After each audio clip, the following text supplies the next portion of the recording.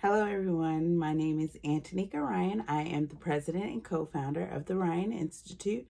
Thank you for joining us today for our Read Aloud. Today, I'm wearing earrings handmade by Beadly Speaking. That's Beadly Speaking on Instagram. I am wearing a shirt from Mess in a Bottle.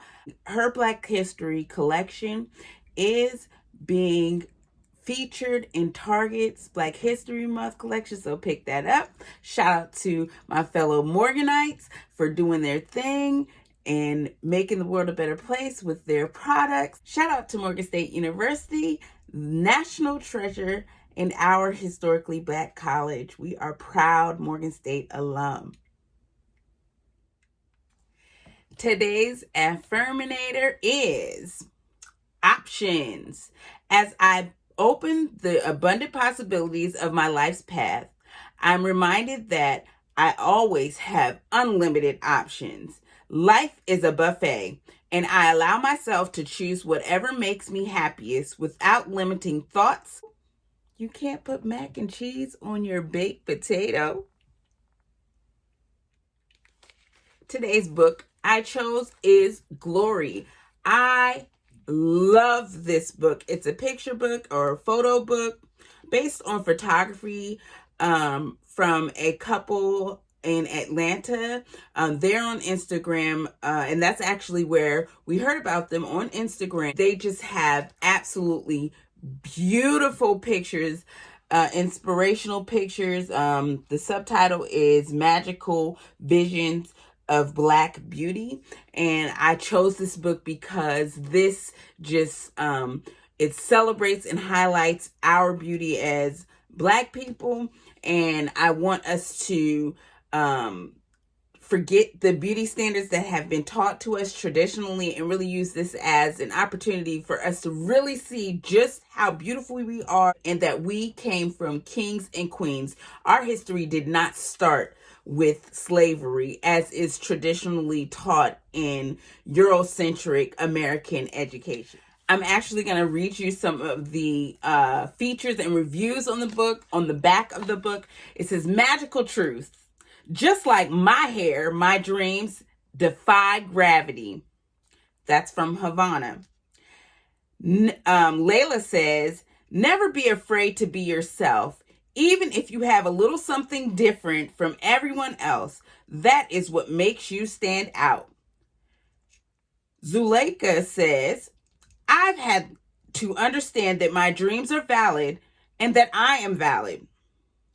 And Azion says, "Once we tap into our magic and understand our full capabilities, we are unstoppable." So we're going to talk about text features a little bit, because I'm not going to read the whole book. I'm going to read excerpts from the book.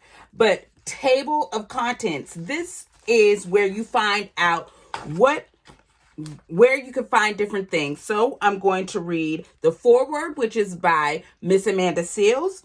I'm going to read the introduction so you can understand the why the book was put together. And I'm going to show my favorite pictures from the past. I'm going to show my favorite pictures from the present. And I'm going to show my favorite pictures from the future. And you guys can follow Creative Soul on Instagram. Definitely pick you up a copy of this beautiful book. I mean, it's just, it's inspirational, to say the least. Foreword by Amanda Seals. In the late 60s, newspaper headlines and magazines chronicled America's bursting into flames as Black folks watched great leaders of our community be taken down by oppressive forces. Out of those ashes came the Black Arts Movement and the Black Pride Movement. Dashikis and afros, mudcloth and Black Power picks, red, black, and green wristbands, and Africa pendants flooded the landscape of Black folks reconnected with the inner and outer beauty that they had been taught for so long to despise. Entire communities began to actively teach not only the truth about the African diaspora, but the importance of Black hair, its uniqueness, its strength, and its power. A generation finally saw their blackness represented without restraint. I was fortunate to grow up in the 90s. Hip hop was becoming a global phenomenon, giving identity to all of us with something to say and styles upon styles to wear. It was pre-TSA, and you could see your folks off at the gate at the airport. And most awesomely, as a young black girl, I was surrounded by representations of black girl magic in music, athletics, and television. The 90s saw all different shades and shapes of black women stepping into the light and owning it. They had all types of hairstyles, fashion flavors, professions, accents, attitudes, and unique attributes. I'd watch them and could see myself in them. I hear them and find my funny in their comedic genius. I'd study their demeanor, their walk, the way they held their champagne glasses, and my young and influential spirit would take it in, process it through my maturing mind's mainframe, and pieces of each of them would take their place on the strands of my ever forming identity's DNA. That time of development was incredibly integral in my becoming the black woman I always wanted to be. Outside of my familial circles, parents and peer groups, seeing those images of black beauty represented in front of me informed me from the dawn of my development that I was worthy, I was valuable, and I could be anything. For the current generation, TV has been replaced with social media. At its best, social media serves as a place to share and learn new information, find humor, and watch an incredible animal rescue. As a comedian and actress, it has been a great resource for sharing my comedy, like the countdown to the release of my HBO stand-up special, I Be Knowing, behind the scenes photos as the characters Tiffany Du Bois on HBO's Insecure, connecting folks to my black culture comedy game show Smart, Funny, and Black, and giving insight to social issues, relationships, and Game of Thrones. Most important, it has been a source point for connecting with various voices that regularly resonate a message of love and empowerment to the black community. Though there are a number of pages that consistently amplify the glory from the kitchen to baby hairs of the natural black crown, when I first came across the Afro series on Instagram, I was mesmerized. The photos were more than just cute captions of adorable kids cheesing beneath meticulously oiled scalps. In their unique and elevated vision, the Afro art creators had definitely found the natural regal spirit of these beautiful brown children, and with the lens given it space to illuminate and radiate. Behind a pointed gaze, with each kink and curl in place, the subjects connected with the viewer. The creativity in their settings and costumes was exceeded only by how both were seemingly interwoven with the bold hairstyles that framed each magnificent and innocent face. The varied combination of pastoral contour, jewels, and more continuously expand the possibilities of how we see ourselves as black bodies. To be young and black in the world can be a dangerous burden of pressures of having to pursue perfection and deal with discrimination. But in the work of the Afro series, we see the embodiment of self-love displayed in portraits of pride and power that lift not only our spirits, but our community, reminding us of boundless possibilities. Here are some of the pictures from the Instagram page, and I'm going to read the introduction. Introduction. As photographers, we are blessed with the opportunity to capture the stories we want to tell through images. We are literally looking through a lens at our people, and what we see in everyday folks is the beauty of Black culture. It is an extraordinary beauty that is rarely represented in its full glory. Often symbolized by our hair, the glory is a halo that radiates up to the heavens and confirms the exquisite grace of our natural state. We think of ourselves as cultural storytellers, documenting not only the world as we see it, but also imaging the world we want to see. For generations, Black culture, Black identity, and Black hair has often been under-celebrated in the Western world. In the past, Black kids were often taught that their natural hair was too kinky or nappy, not long enough, not straight enough. Battles on the schoolhouse playground about whether your skin was too dark or too light were a typical occurrence for many, and sadly still are today. Growing up, Reg and I vastly different experiences with Black culture and Black hair. For me, as a Black kid in the South, it was understood that at a certain age, when my soft and curly baby hair had grown out, it was time to either get a kitty perm or straighten my hair to manage its kinky texture. At the age of 6, I was introduced to the world of relaxers, which would become my norm for the next 22 years. As an adult, I began a long journey of not only learning about, but loving and accepting my hair in its natural state. The child of a Filipino mother and a Black father, Reg grew up with very different experiences. In school, Black kids, specifically Black girls and women, always commented on his good hair. Boys would often make fun of it and chide him for not really being Black. Reggie often wore hats and had short haircuts to hide his natural curls. Rather than dealing with the confusion of surrounding his identity as a mixed race child, hats and short hair allowed him to blend in. Today, we are able to channel those experiences into our work.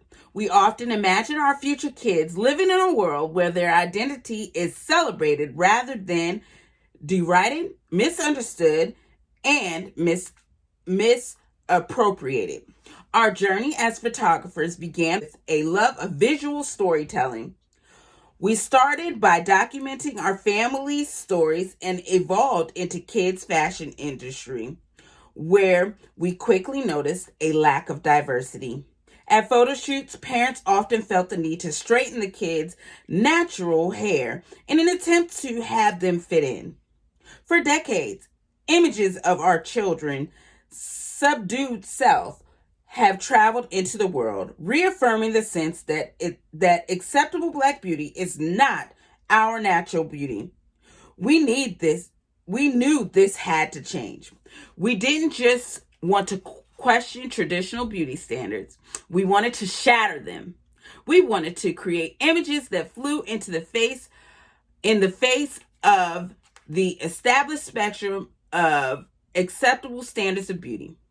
With our pictures, we wanted to tell a story of people who for centuries were artists and artisans, strategists and intellectuals, warlords and warriors, kings and queens. At their heart, our photos are recognition and celebration of the beauty and versatility of Black beauty and its innate glory. In glory, our photos of young innovators illustrate our royal past, celebrate the glory of here and now, and even dare to forecast the future. We showcase not only their inherent natural beauty, but also what makes them special. In the past, once and future kings and queens, we highlighted young men and women who have made a difference, often by choosing to be strong in the face of, at times, overwhelming adversity. Many have endured poverty, colorism, bullying, or a life-threatening illness. Instead of being defined or diminished by it, they were empowered by it. In the past, we celebrate our regal renaissance with the young revolutionaries making it happen. The freedom fighters, activists, scientists, aspiring astronauts, STEM boys and girls, and teen CEOs who are in full control of their power and are using it to make positive changes in their community and in the world. In our unbound glory, we look to the future trailblazers who are paving the way in aviation, neuroscience, the arts, design, sports, and activism. These change makers, some as young as 3 years old, are changing policy while redefining standards and ideas along the way. The stories are inspirational. Their diverse beauty shows that what makes us different is what makes us special. Within these pages, you'll find skin of every hue, kinky hair and curly hair, and everything in between, the distinct features that represent every aspect of our rich, storied heritage. We are proud to have had the opportunity to showcase the talent, drive, determination, and ingenuity in our youth across the diaspora. We wanted to show a variety of young people with an even wider range of interests and achievements so that Black children around the world would see themselves represented in all their glorious, natural, transcendent beauty. Seeing the look on a child's face when they see a version of themselves they never knew existed or was even possible is a priceless gift. We hope it will be our legacy for years to come. And that introduction was written by the authors Chiron and Regis Bethencourt, and they are in Atlanta. So follow them on Instagram at Creative Soul Photography. This is the past, and it says, see these beautiful, beautiful queens. Oh, I love this book so much. What once was erased has glory. A look into our past. Anyone who knows the Ryan Institute knows we love books, and books make us happy. This is Wami, and actually her name is, I believe it's Leigh Wami Tucker. She's in England, and I just love this picture because of all the books. She looks absolutely beautiful, but I love that she's in a library. Books. I love books. This is present, and it says glory prevails. And I love this because it shows our children outside. They're not in front of computers. They're outside. It looks agricultural, like on a farm. I love their attire. It's simple. It's Afrocentric. I love their hair. They're smiling. It's their different shades of brown. Shades of skin, and I just love it. And it makes me think of Beyonce's song "Brown Skin Girls." So I chose this picture of Maya. She's in Kenya. It says regal and royal. And so with her, I love this picture. She's focused on something. Something has her attention. I love her necklace. This necklace actually reminds me of a necklace that I was able to purchase here from Kenya, from Baltimore's Charm City, New York. Check them out online. But I love this picture. I love I love I love her headdress and how it. I'm very interested in finding out how it was installed. It looks beautiful, and it's definitely regal and royal. Future, our future. That's you guys.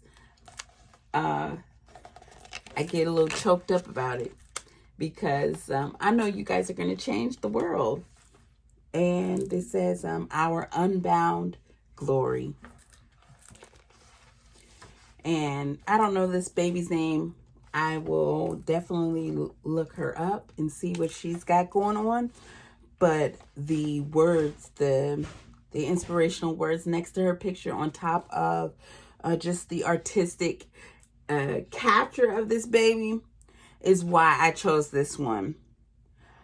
And it says, I'll find a way or I'll make one. And that is by someone unknown. And that is how the Ryan Institute lives our lives. We say no doesn't mean no. You just have to find another way.